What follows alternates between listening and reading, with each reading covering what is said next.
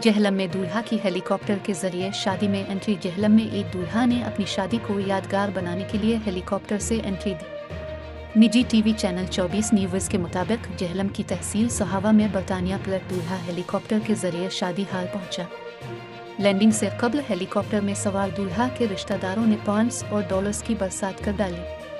शादी हाल पहुंचने पर वकास नामी दूल्हा को डॉलर्स और पॉइंट्स से बना हार भी पहनाया गया। दूल्हे की हेलीकॉप्टर के जरिए एंट्री की वीडियो सोशल मीडिया पर वायरल हो रही है, जिसमें बारातियों को हेलीकॉप्टर से बरसते अमरीकी डॉलर्स इकट्ठे करते हुए देखा जा सकता है।